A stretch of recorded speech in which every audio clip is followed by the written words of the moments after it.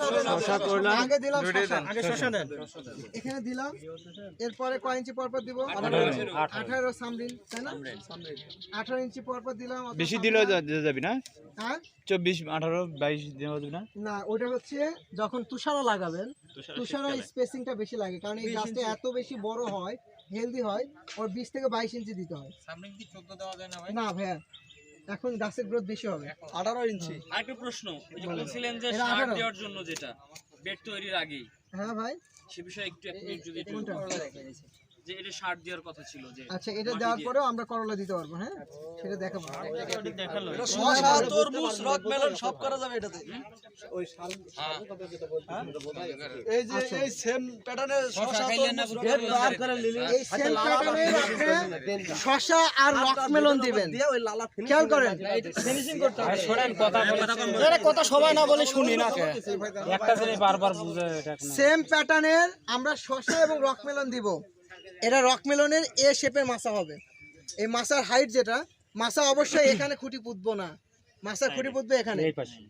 ঠিক আছে? ড্রেনের সাইডে পুঁতা 2 বেড মিলে মাছা দেবো। ওই যে হঠাৎ করে স্ট্রোক করে মারা যাচ্ছে না গাছ, ডাইরেক্ট সানলাইট পড়লে এবং বৃষ্টিপাত হলে তখন গাছের গোড়ায় তাপমাত্রা বেড়ে গেলে স্ট্রোকটা বেশি করে। যখন আপনি এখানে মাছা দিবেন, গাছগুলো ছায়া হবে, তখন আর গাছের গোড়ায় স্ট্রোক করবে না। হোক করলা, হ্যাঁ হোক করলা, হোক শসা, হোক মরিচ, হোক বেগুন, মাছার হাইট যে কোনো মাছার হাইট 7 থেকে 7.5 ফিটে খুঁটি ব্যবহার করব। তাহলে মোটামুটি 6.5 ফিট, বা যদি আপনি 7.5 ফিটে খুঁটি দেন তাহলে 7 ফিট টিকবে, ঠিক আছে? 1 ফিটের মতো চলে যায় মোটামুটি। এই যে এই সাইডে দিয়ে দিবেন, হ্যাঁ খুঁটিগুলো। এটা রকমেলন এবং শসা ক্ষেত্রে। 2 বেড মিলে এক মাছ। আপনি যদি করলা করতে চান, কিভাবে করতে পারবেন? করলা দেখেন, এটাকে আপনি তরমুজ যদি হয় তাহলে 2 বেড মিলে তো তরমুজে করতে হয়, খেয়াল আছে না? তাহলে আপনি মাঝ বরাবর তরমুজের ক্ষেত্রে 16 ইঞ্চি পর পর বীজ দিবেন বা চারা দিবেন, 16 ইঞ্চি পর পর। এখানে মাঝখানে গ্যাপ থাকবে কত? 4 ফিট। এরকম যদি জমি হয় তাহলে 4 ফিট গ্যাপ রাখবে। যদি জমি আরো উর্বর হয় তাহলে 5 ফিট গ্যাপ রাখবে। রেখে এরকম আবার 2 ফিট চড়া বেড করে 2 বেডের মাঝখানে সেটাকে মাছা দিতে হবে। মাছাটা আমরা খরচটা কমাইতে পারছি কিভাবে?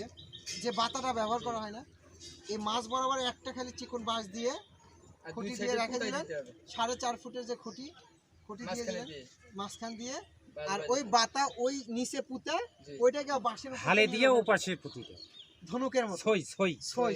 আগে বলছিল তাহলে হয় কি, এই সাইডে যে বাঁশ যেটা, এটা লাগলো না, ওই সাইডে বাঁশটাও লাগলো না, কারণ ওই মাটির সাথে শক্তি নিয়ে একটা বাঁশ লাগছে না, খালি মাঝখানে একটা বাঁশ।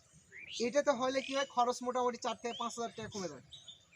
এটা আমি করেছি, আমার বৈশিষ্ট্য ভালো। কমে যায় না? এটা আমি ঝিঙ্গা করেছি এটাতে ইউটিউবে 200 তে। মানে আপনারা এখন ভিডিও দেখা কমায় দিচ্ছেন, বুঝে গেছেন?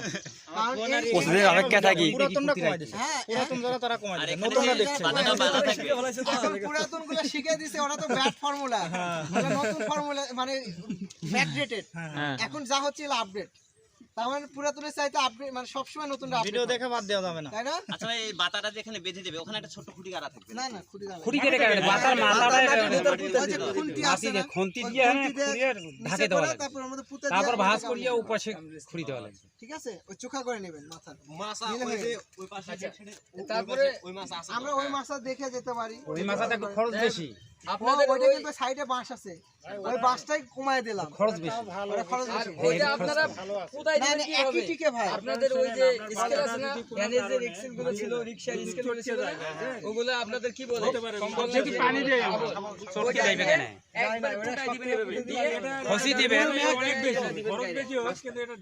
আমার তো বেশি দীর্ঘস্থায়ী লাগবে না, আমার দুইটা দুটা টেকনিক বলে দিলাম আপনাদের। সহজ তরমুজের পরে আবার পরে আপনাদের না খাটালে হবে না, ঠিক আছে?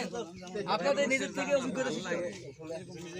সারের বিষয়টা যে বললো যে বাতায় আপনার হচ্ছে হাইট দিতে বাতাটা হচ্ছে এরকম এক হাত মাটি।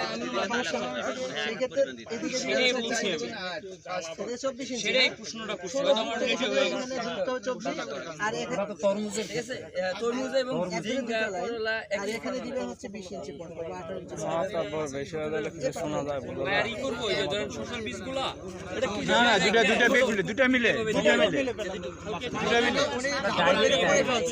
ডাইরেক্ট দিয়ে দেবেন। আর আই প্যাটার্নের যে যেটা বললেন ভাই, আই প্যাটার্নে কি করলা হবে?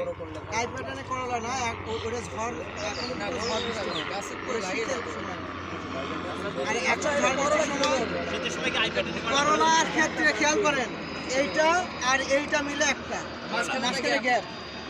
এইটা আর এইটা মিলে একটা জাত। এটা শশার ক্ষেত্রে গেছে। এখানে করলা, মাঝেরটা সাত এখানে করলা, 36 হ্যাঁ এই করলা এই যে দুই গাছে একটা গ্যাপ দেওয়ার পরে মাঝে কি সার দেওয়া যাবে? সার। দেওয়া যাবে দেওয়া যাবে আপনি শশার পরে যখন করলা দিবেন না, তখন একটাতে সার হিসেবে ইউজ করবেন। দিতে পারবো ঠিক আছে? ঠিক আছে ওটা থেকে টানিয়ে নিয়ে যাবে। হ্যাঁ আমরা জমি সাজানোর জন্য তো আগে তাহলে ওকে। আর আমাদের কোনো প্রশ্ন আছে? মোটামুটি ক্লিয়ার। ধন্যবাদ আপনাদের। আচ্ছা আরেকটু ভাই এই যে করলা থেকে এটা হলো টমেটো।